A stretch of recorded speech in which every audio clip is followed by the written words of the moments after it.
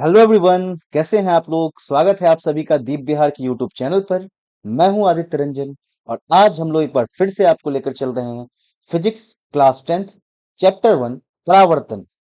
और परावर्तन में पिछले वीडियोस में हमने पढ़ा था कि परावर्तन से संबंधित विभिन्न पद क्या क्या हैं, जैसे आपतन कोण, परावर्तन कोण, आपतित किरण, परावर्तित किरण, अभिलंब इत्यादि। फिर उससे पहले हमने पढ़ा था आप लोगों के साथ कि परावर्तन दो प्रकार के होते हैं, नियमित परावर्तन और विसरित परावर्तन। तो नियमित परावर्तन, विसरित परावर्तन, परावर्तन जो भी हो रहा है तो कुछ तय नियमों के अंतर्गत होता है। ऐसा नहीं है कि परावर्तन रैंडम होता है। फिर आपके मन में एक सवाल आएगा कि सर, आपने जब पढ़ाया था तो आपने कहा था कि परावर्तन दो प्रकार के होते हैं। एक नियमित परावर्तन होता है जिसमें अगर समांतर किरण पुंज आया तो वो समांतर ही चला जाता है, लेकिन दूसरे में बताया था जब अनियमित परावर्तन होता है तो समांतर किरण पुंज जाता है लेकिन वो पूरी तरह से विसरित हो जाता है, रैंडम डायरेक्शन में जाता है। तो जब रैंडम डायरेक्शन में जा रहा है सर, इधर उधर चितरा रहा है, उस कंडीशन में परावर्तन का नियम कैसे फॉलो होगा? क्योंकि परावर्तन का नियम होगा तो कोई फिक्स डायरेक्शन में होगा, हाँ या नहीं? तो आखिर विसरित परावर्तन में परावर्तन का नियम फॉलो होता है या नहीं होता है? जो कि हमने उस वीडियो में भी आपको बोला था कि आगे इसको हम डिस्कस करेंगे कि यहाँ भी परावर्तन का नियम लागू होता है। आप एक बात जान लीजिए, परावर्तन जहां भी हो रहा है, परावर्तन होता क्या है? किसी भी अंतर सतह से जब प्रकाश आकर टकराता है, टकरा के वापस उसी माध्यम में लौट जाता है जिस माध्यम से प्रकाश आया। इसको हम लोग क्या कहते हैं? परावर्तन कहते हैं। और जहां भी परावर्तन होगा, एनी सिनारियो, वहां परावर्तन का नियम लागू होगा ही होगा। यूनिवर्सल ट्रूथ है इसका कि परावर्तन का नियम हम सब जगह लागू करते हैं। जैसे अगर आप समतल दर्पण उठा लो, आप अवतल दर्पण उठा लो, आप उत्तल दर्पण उठा लो, आप उठा लो एक रैंडम सरफेस, कोई सरफेस जो कि रुखड़ा सरफेस है उसको भी उठा लो, हर जगह पर परावर्तन का नियम लागू होता है। चाहे वो नियमित परावर्तन हो रहा हो, चाहे विसरित परावर्तन हो रहा हो।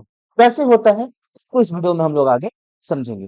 पहले चलिए शुरू करते हैं वीडियो को। अगर अभी तक आप लोगों ने चैनल को सब्सक्राइब नहीं किया है, कृपया इसको सब्सक्राइब कर ले और साथ में बेल आइकन को दबा ले, जिससे आपके पास हमारे दीप बिहार के सारे नोटिफिकेशंस टाइम टू टाइम पहुंचते रहे। तो चलिए वीडियो को शुरू करते हैं बिना देर किए हुए। परावर्तन के नियम क्या है? परावर्तन का नियम, परावर्तन का नियम यानी लॉज ऑफ रिफ्लेक्शन, ये दो होते हैं, मुख्यतः दो नियम होते हैं इसके। यानी ये कितने नियम्स होते हैं? ये इसके टू लॉज होते हैं। तो दो नियम जो कहते हैं कि परावर्तन का दो नियम क्या क्या है, तो पहला नियम जो कहता है वो कहता है आपतित किरण, परावर्तित किरण और अभिलंब एक ही समतल में होते हैं।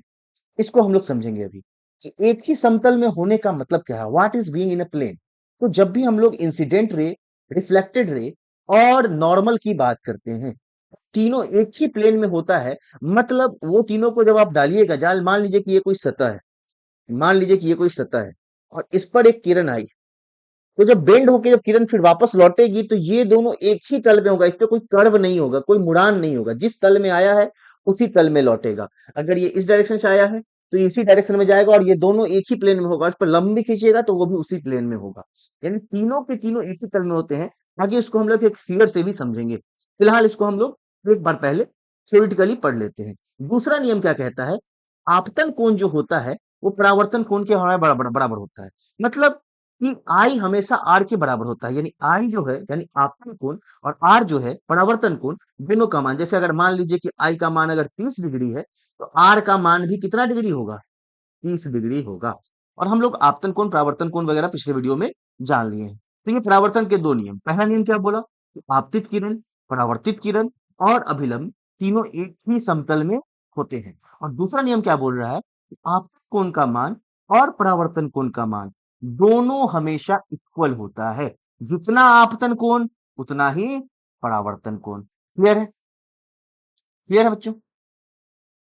चलिए, तो ये हम लोग अब थोड़ा सा डायग्राम से इसको समझते हैं। चलिए इसको डायग्राम से थोड़ा समझा जाए कि है क्या आपतन कोण और परावर्तन कोण है क्या, और आखिर इसका मान क्या होता है और कैसे ये बराबर होता है। तो पहला नियम पहले समझते हैं और फिर दूसरे नियम पे चलते हैं। पहला नियम जो कह रहा था हमारा कि आपतित किरण है, परावर्तित किरण है, तो इसको एक खूबसूरत से डायग्राम से समझते हैं। इसको हमने पिछले वीडियो में भी इस डायग्राम को लिया था। यहाँ जो है, यहाँ जो है वो हम लोगों ने ले रखा है कि ये किरण आ रही है, ये किरण जो आ रही है इस किरण का नाम है आपतित किरण। क्लियर? आने वाली किरण आपतित किरण है। ये किरण जो टकरा के चली गई, इस किरण को क्या कहते हैं?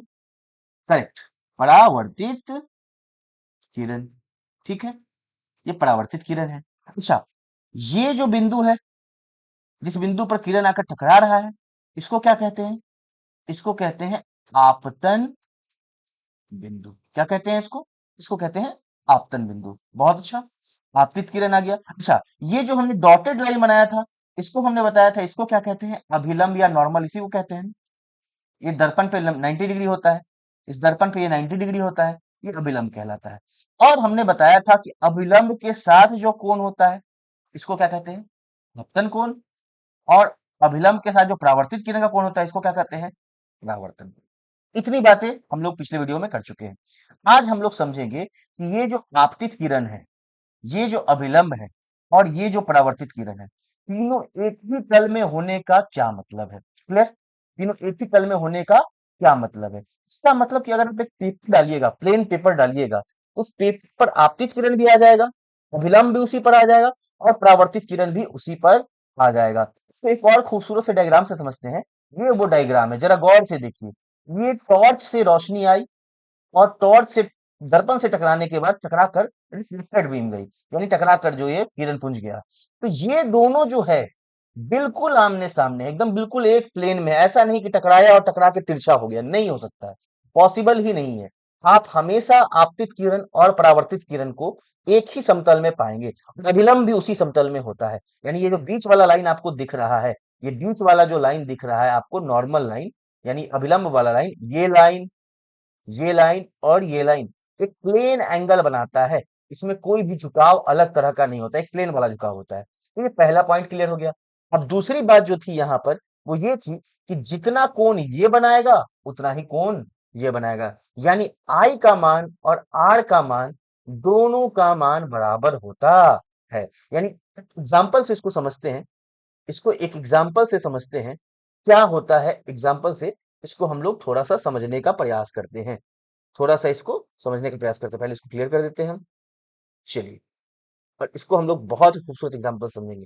चलिए, मान लीजिए कि ये एक आपका दर्पण है, एक समतल दर्पण है, और एक मैं रुखड़ा दर्पण भी बना देता हूं। दोनों दर्पण बनाते हैं और दोनों को समझेंगे। बड़ा बढ़िया सा ये डायग्राम लिया मैंने, और इसको समझाने का प्रयास करता हूं।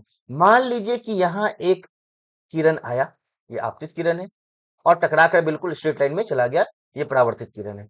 और इस दर्पण पर यहां पर मैंने एक डॉटेड सा अभिलंब खींच दिया। क्लियर है? इधर से जो आपतित किरण कोण बना रहा होगा, इस कोण को क्या कहते हैं हम? इसको कहते हैं आपतन कोण। और परावर्तित किरण जो कोण बना रहा होगा, इसको क्या कहते हैं? परावर्तन कोण। क्लियर है? बहुत बेहतर। तो यहां तो हम लोगों को दिख रहा है कि आई बराबर आर है। ये कैसा परावर्तन है? क्योंकि चिकना सतह है। ये कैसा सतह है? चिकना सतह है। तो चिकने सतह पर जो परावर्तन होता है, वो तो सब लोगों को पता है कि हाँ बिल्कुल ठीक है, समांतर किरण पुंज आया, समांतर किरण पुंज गया है।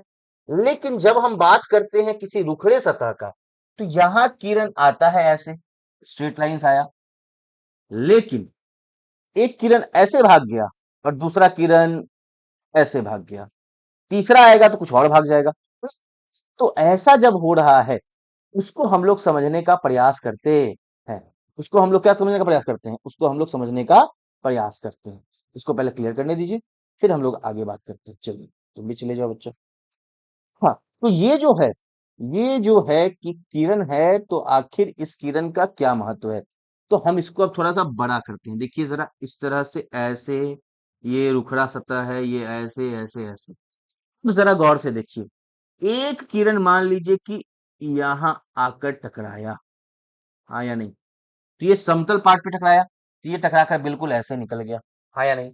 और दूसरा समांतर सतह जो आया, वो उठे हुए पार्ट पे टकराया, तो ये इस पर जो लंब होगा ना, जो इसकी स्पर्श रेखा होगी, उसके हिसाब से अपना परावर्तन का नियम फॉलो करेगा। यानी इसका जो अभिलंब होगा, यहाँ पर कोण ही बदल गया। इसके लिए जो कोण था मान लीजिए 30 डिग्री, तो इसके लिए कोण मान लीजिए आ जाएगा 15 डिग्री। तो दोनों का कोण ही बदल गया, तो ये अपने जगह पर सही है और ये अपने जगह पर सही है। ये इस बिंदु पर परावर्तन के नियम को फॉलो कर रहा है, और ये इस बिंदु पर परावर्तन के नियम को फॉलो कर रहा है।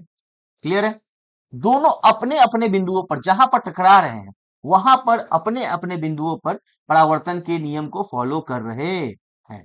जैसे तो समझते हैं एक शेप लेके। चलिए पहले एक शेप लेते हैं और समझते हैं कि ये रेगुलर रिफ्लेक्शन कैसे होता है, और इसके बाद इस वीडियो को एंड करेंगे। तो मान लीजिए कि एक सतह है और ये कुछ ऐसा सतह है, कुछ ऐसा सतह है। इसको थोड़ा डार्क कर लेते हैं। मान लीजिए कि ये ऐसा पेन ले लेते हैं और इसका जो है थिकनेस को मैं बढ़ा देता हूँ थोड़ा सा। चलिए ये बढ़ गया, ये ऐसा, हाँ। चलिए ये कुछ ऐसा फिगर बन गया। तो इस फिगर में आप देखिए कि इस पॉइंट पर अगर कोई गिर रहा है तो यहाँ पर 90 डिग्री ऐसा होगा, लेकिन अगर कोई इस पॉइंट पर गिर रहा है तो इस पर 90 डिग्री इस डायरेक्शन में होगा। तो दोनों भले ही आ रहा हो, इसको हटाने दीजिए, दोनों भले ही आ रहा हो कहाँ पर, 90 डिग्री पर, दोनों इस पे आ रहा है, लेकिन दोनों का डायरेक्शन अलग अलग हो गया ना।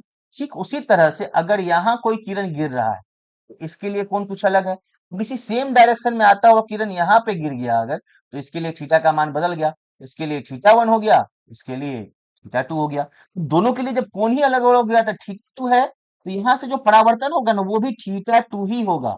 अब ये थीटा 1 है, तो इसका जो परावर्तन होगा ये थीटा 1 ही होगा। तो जो आया था दोनों समांतर, लेकिन एक का परावर्तन इस तरफ हो गया, दूसरे का परावर्तन इस तरफ हो गया। तो भले ही दोनों अलग अलग डायरेक्शन में गया है, लेकिन इस दोनों बिंदुओं पर परावर्तन का नियम फॉलो हुआ है, परावर्तन का नियम फॉलो हुआ है।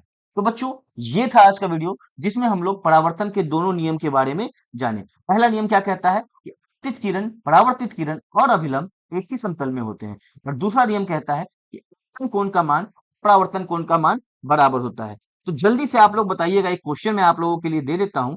एक क्वेश्चन आप लोगों के लिए है, कमेंट बॉक्स में इसका आंसर जरूर दीजिएगा कि ये एक समतल दर्पण है। चलिए इसको पहले मिटाने दीजिए, एक बढ़िया सा शेप ले लिया जाएगा। ये रहा आपका एक शेप। ये शेप क्यों नहीं है, ये एक शेप आ जाए बढ़िया सा। चलिए ये एक समतल दर्पण है, क्लियर। अच्छा, इस पर एक आपतित किरण आई है, ये अभिलंब हो गया इसका, और ये परावर्तित किरण हो गया। ये जो एंगल दर्पण के साथ है, ये एंगल है 30 डिग्री का। आपको बताना है परावर्तन कोण कितना होगा, परावर्तन कोण कितना होगा। इस क्वेश्चन का आंसर आप लोग कमेंट बॉक्स में बताइएगा। मिलते हैं नेक्स्ट वीडियो में, तब तक के लिए जय हिंद। इनसे पढ़ते रहिए। Thank you very much.